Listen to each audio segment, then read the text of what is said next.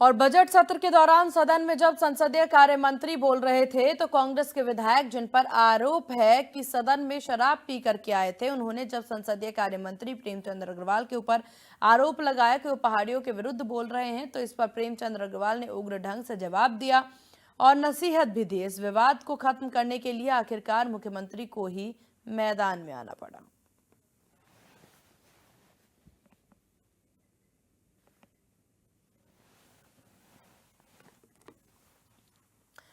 और हमारे सहयोगी संजय श्रीवास्तव ने बात की वरिष्ठ पत्रकार प्रखर मिश्रा से। सुनिए क्या कुछ कहा। बहुत उत्तराखंड का बजट सत्र चल रहा है, बहुत से मुद्दे आए और उस मुद्दों पर बहस भी हुई, लेकिन ये आज एक महत्वपूर्ण मुद्दा जिस पे हम आपसे चर्चा करेंगे और हम अपने वरिष्ठ जो हमारे पत्रकार हैं उनसे भी हम चर्चा करेंगे। एक मुद्दा सदन में आता है जब संसदीय कार्य मंत्री अपनी बात को रखते हैं तो उनके सामने विपक्ष का एक नेता उनको जिस तरह से टारगेट करता है, तो हमारी समझ से उस चीज को बताने की भी जरूरत है, क्योंकि परसों का विषय है संसदीय कार्य मंत्री कुछ बोल रहे थे और उस पे भारतीय जनता पार्टी अपनी बात रखना चाह रही थी, लेकिन कांग्रेस के एक विधायक ने जब उसे रोकने की कोशिश की तो संसदीय कार्य मंत्री ने आरोप लगाया कि ये शराब के नशे में है। अब उस मुद्दे को आज फिर से सदन में दोहराया गया और सदन में दोहराने के बाद जिस ढंग से संसदीय कार्य मंत्री प्रेमचंद अग्रवाल ने अपने बातों के रखी, उस पे चर्चा जरूरी है और चर्चा बनती भी है। इसलिए चर्चा बनती है क्योंकि बार बार उनके द्वारा जो भी चीजें रखी जा रही हैं उनको निशाने पे लिया जा रहा है।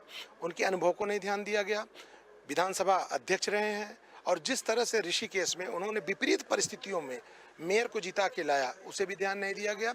और इन सब के साथ जब आज चर्चा चल रही थी, चर्चा के दौरान उन्हें फिर प्लेन पहाड़ का मुद्दा के तहत उन्हें फिर से ये कहा गया कि पहाड़ियों को लेकर के उन्होंने जो विवादित बयान दिया है, अब प्रश्न ये उठता उन्होंने बयान क्या दिया और किस तरह से दिया, लेकिन उस पर चर्चा के साथ साथ हमारे साथ प्रखर मिश्रा जी हैं।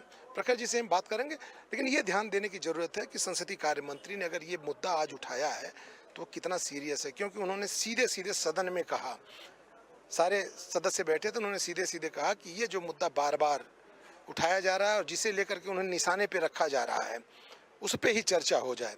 लेकिन उस पर चर्चा तभी होगी जब आम जन उस पर अपनी बात रखेगा। बहुत वरिष्ठ पत्रकार हैं, आपने राष्ट्रीय चैनलों पे भी देखा होगा, उन्हीं से पूछते हैं। सर बहुत स्वागत है इंडिया न्यूज़ पे। देखिए संजय, आप जानते हैं कि पहाड़ और मैदानी आप जब जब करेंगे तब दिक्कत होगी, क्योंकि उत्तराखंड की लड़ाई खाली पहाड़ के लोगों ने नहीं लड़ी थी। उत्तराखंड की लड़ाई में मैदानी लोगों का भी उतना ही हाथ है जितना पहाड़ का है। अब समझने वाली बात है कि एक आदमी प्रेमचंद अग्रवाल जो यहाँ पर इसी विधानसभा में अध्यक्ष रह चुके हैं, वरिष्ठ नेता हैं, और सबसे बड़ी बात है कि इस टाइम संसदीय कार्य मंत्री भी हैं और वित्त मंत्री भी हैं। ऐसी स्थिति में कांग्रेस की तरफ से मदन बिष्ट अगर बार बार उन्हें टारगेट कर रहे थे, और यहाँ तक कि मौजूदा जो इस टाइम खंडूरी जी स्पीकर हैं, उन्होंने सीधे तौर पे कहा कि अगर गरिमा नहीं रखी जाएगी इस मंदिर की, इस पे जांच उन्होंने बैठा दी है। मदन जी के जो भी उनका कृत्य है, मदन जी ने अपना मेडिकल क्यों नहीं कराया, अगर ये बातें निकल कर आ रही हैं, और मदन जी चैलेंज कर रहे थे इस बात को लेके, इसी पर दोनों की बहस हुई थी। बहस इस बात पे थी कि कम से कम गवर्नर की गरिमा तो आप रखेंगे, उनका अभिभाषण चल रहा है। चलो, बेल में आना आपका अधिकार है, लेकिन आपको इतना तो सब्र करना चाहिए। सदन में तो विपक्ष के बिना सदन चल ही नहीं सकता है। इसके बावजूद भी बात जब नहीं बनी है और आपस में बहस हुई है इन दोनों के बीच में, और ये मामला पिछले 3 दिन से गरमाया हुआ है। आज मदन बिष्ट जब अपनी बात कहने के लिए खड़े हुए तो उन्होंने जानबूझ के टॉन्ट किया कि वो खड़े हुए बोले मैं कुछ बोलूंगा तो कहेंगे शराब पी रखी है। ऐसी बातें निकल कर आ रही हैं, तो ये समझने वाली बात है। और फिर कहेंगे पहाड़ी ने शराब पी रखी। इस पर फिर रिएक्ट कर दिया अग्रवाल जी ने और कहा कि फिर आज इसी पे चर्चा कर लो। नहीं सर, किसी व्यक्ति विशेष पे अगर कोई आरोप लगता है तो क्या पूरे उस क्षेत्र के, उस समुदाय के, ऐसा क्या है संभव? ये संभव ही नहीं है, ये संभव ही नहीं है। सबको वोट देने का अधिकार है, सबका उत्तराखंड है। और सबसे बड़ी बात है कि भाई गंगा जब बहती है तो सबको जल देती है, हवा जब बहती है तो सबको हवा मिलती है। पहाड़ों से ही उतर के गंगा जा रही है और यमुना जा रही है, तो आप बांट कैसे सकते हैं? आप मैदानी पहाड़ी नहीं कर सकते हैं। और खाली पहाड़ के ही लोग आके विधानसभा नहीं चला लेंगे, खाली मैदान के ही लोग आकर विधानसभा नहीं चला लेंगे। तो समझने वाली बात है कि आहत नहीं करो किसी को, और किसी को भी बिलो द बेल्ट नहीं मारना चाहिए। आप राज्य बनने के पहले से यहाँ पे हैं, यहाँ की भौगोलिक स्थिति से वाकिफ है, यहाँ की जर्नलिज्म जमीन से आपने किया है, तो ये जो आज चीज़ हुई है, जो ये विवाद हुआ है, जिस तरह से घेरने का प्रयास किया, इसे कैसे देखा जाए? क्योंकि हम लोग भी काफ़ी दिनों से पत्रकारिता कर रहे हैं, जब से राज्य बना है तब से राज्य को देख रहे हैं, यहाँ के पत्रकारों को, यहाँ के आम जन को देख रहे हैं, लेकिन ये जो आज विषय उठा है, तो क्या इस छोटे से राज्य के लिए, जो डेवलपिंग राज्य है, जो आज बड़ा राज्य, ये जो 30वां ये दशक है, यह दशक उत्तराखंड का कहा जा रहा है, उसमें ये जो विषय आया, इसे कितना नहीं समझने वाली बात है कि कांग्रेस ने जाति सूचक भी कहा है, बनिया बनिया बनिया, इस पे भी सदन में उनका जवाब है।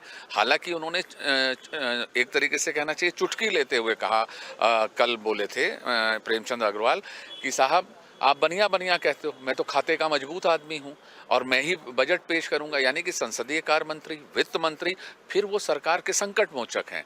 क्योंकि नेता सदन जब मुख्यमंत्री खड़े होते हैं और उनसे कोई सवाल पूछे जाते हैं तो उनके प्रतिनिधि होने के नाते तमाम सवालों के जवाब वो देते हैं। तो उन्हें टारगेट करने का सबसे बड़ा विपक्ष का मसला ये है कि वो संकट मोचक। सर, एक अंतिम प्रश्न, ये जो विषय लेके आए, क्या आपको लगता नहीं कि छोटे से प्रदेश में, और जिस प्रदेश से लोगों की बहुत उम्मीद है, ये विषय जो ये आज आया है, स्पीड ब्रेकर, ये स्पीड ब्रेकर का काम करेगा? नहीं, जनता यहाँ की बहुत समझदार है, पढ़ी लिखी है, यहाँ की लिटरेसी बहुत ज़्यादा है और सब समझते हैं कि विपक्ष के पास इस टाइम कुछ है नहीं, तो विपक्ष यही हरकत कर रहा है। गरिमामय तो उनको रहना पड़ेगा, अगर वो गरिमामय नहीं रहेंगे तो अपनी ही फजीहत कराना है। धन्यवाद।